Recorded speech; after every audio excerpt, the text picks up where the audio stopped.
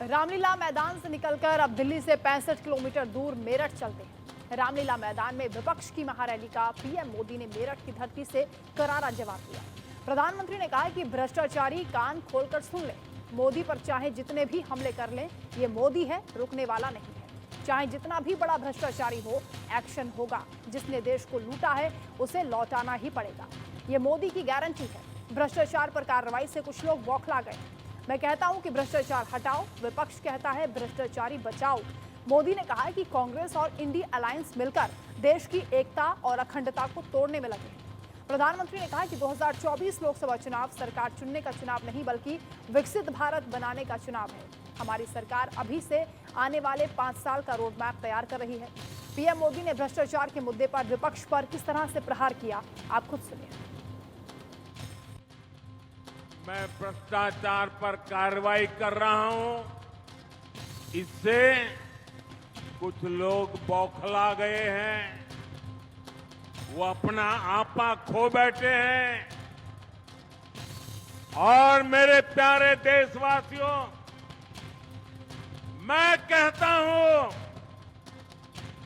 मोदी की गारंटी कहती है,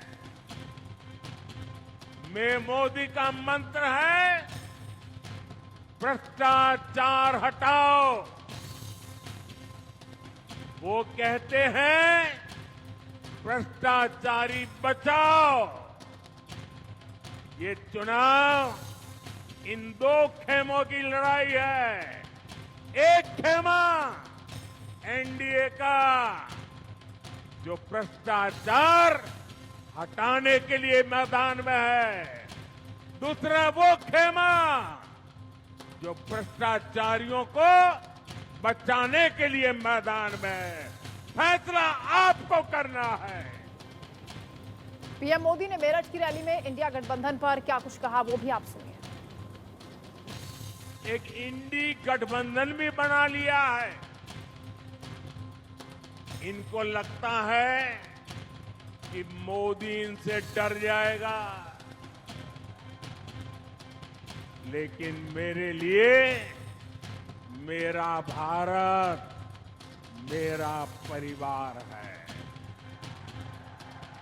मेरा भारत मेरा परिवार है। मैं अपने देश को भ्रष्टाचारियों से बचाने के लिए जो कदम उठाए जा रहे हैं, उनके खिलाफ एक बहुत बड़ी लड़ाई लड़ रही है। और इसलिए बड़े बड़े भ्रष्टाचारी आज सलाखों के पीछे हैं।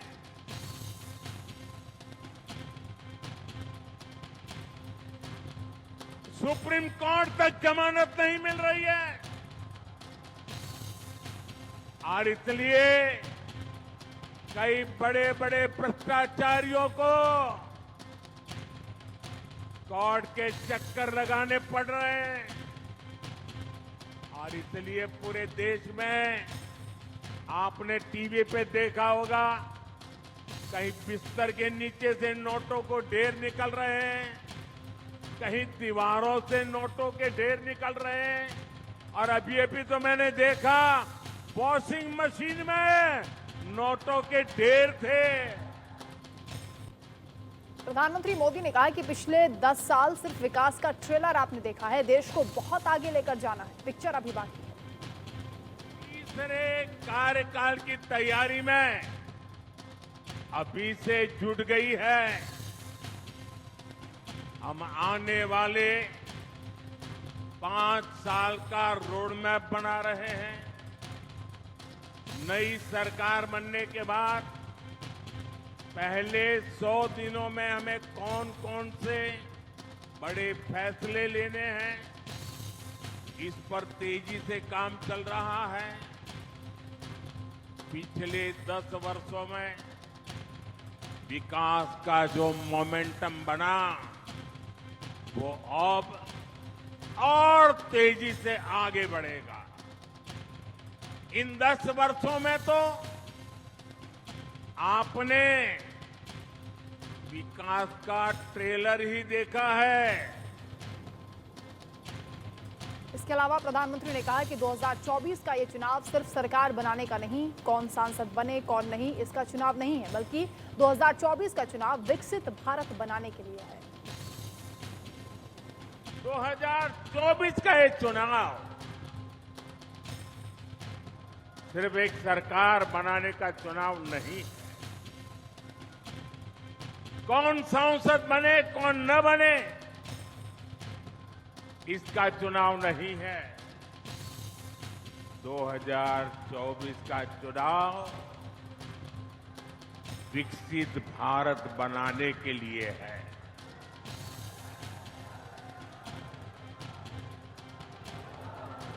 दो 2024 का जनादेश भारत को दुनिया की तीसरी सबसे बड़ी आर्थिक महाशक्ति बनाएगा।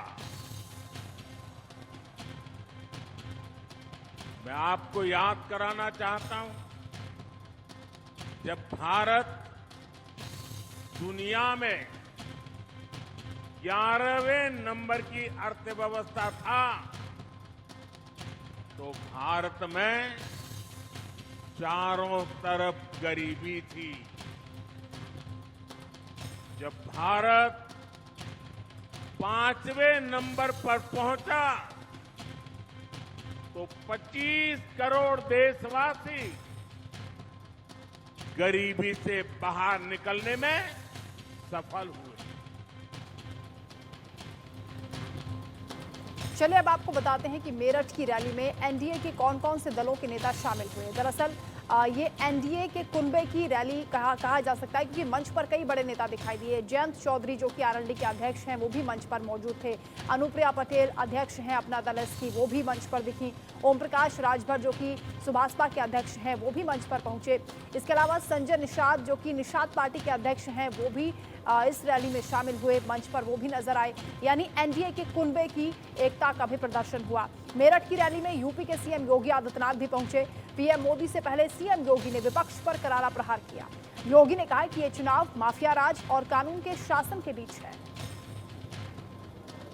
ये चुनाव फैमिली फर्स्ट बनाम नेशन फर्स्ट के बीच में है। माफिया राज बनाम कानून के राज के बीच का है। भ्रष्टाचार बनाम जीरो टॉलरेंस के बीच का है।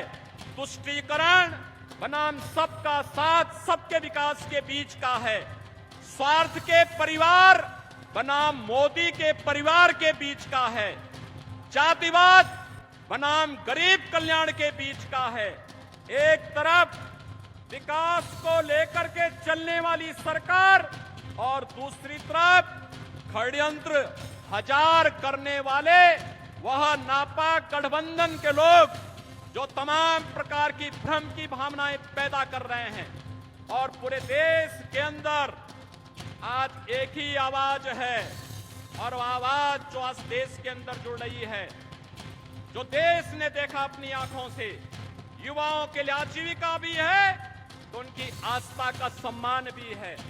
और मित्रों, हम सबको तय करना है कि हमें कर्फ्यू चाहिए या कावड़ यात्रा चाहिए।